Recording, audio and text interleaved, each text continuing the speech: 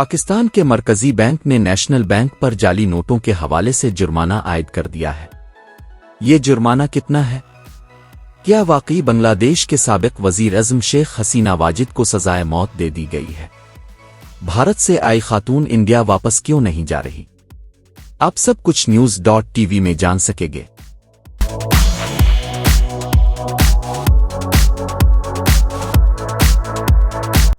State bank of Pakistan نے جعلی currency نوٹوں کی نشاندہی پر نیشنل بینک آف پاکستان پر بھاری جرمانہ عائد کر دیا ہے۔ نیشنل بینک پر مجموعی طور پر 1,47,60,00,000 روپے سے زائد کے جرمانے عائد کیے گئے۔ مرکزی بینک کے مطابق جعلی نوٹوں کی نشاندہی کے بعد نیشنل بینک پر 20 کروڑ روپے اور 1,27,60,00,000 روپے کے علیحدہ جرمانے عائد کیے گئے، جو معائنہ اور تصدیقی کارروائیوں کے دوران دریافت ہوئے۔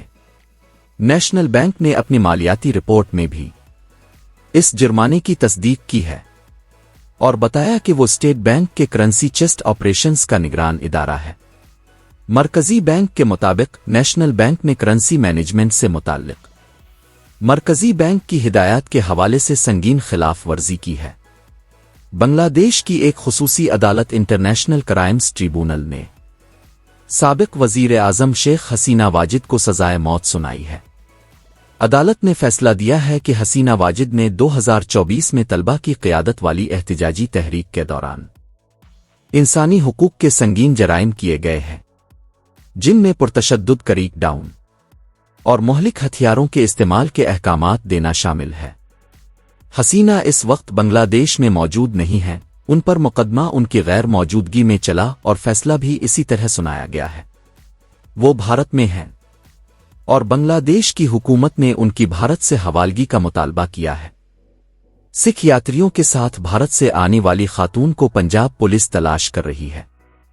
کہا جا رہا ہے انڈین خاتون نے ایک پاکستانی لڑکے سے شادی کی، لیکن 13 نومبر کو ویزے کی میعاد ختم ہونے کے باوجود وہ خاتون واپس بھارت نہیں گئی ہے۔ 7 نومبر کو شیخوپورہ کے عدالت میں بیان جمع کرایا گیا کہ بھارتی خاتون نے پاکستان میں اپنی مرضی سے اسلام قبول کیا ہے اور 43 سال کے ناصر حسین سے شادی کر لی ہے۔ پولیس کے مطابق شادی کے بعد یہ جوڑا روپوش ہو گیا ہے۔ انڈین خاتون کا نام سربجیت کور ہے۔ سربجیت کور اور ناصر حسین کے دوستی سوشل میڈیا کے پلیٹ فارم پر ہوئی، بعد میں انہوں نے پاکستان میں شادی کر لی ہے۔ حق مہر 10,000 لکھا گیا ہے۔ نکاح نامے میں ناصر حسین پہلے سے ہی شادی شدہ ہے۔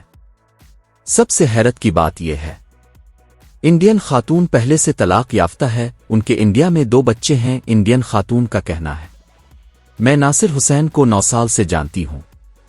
سربجیت کور کی جانب سے ایک شکایت بھی درج کی گئی ہے جس میں کہا گیا ہے پاکستانی پولیس دھمکیاں دے رہی ہیں، جھوٹا مقدمہ درج کرنے کا الزام عائد کر سکتی ہے۔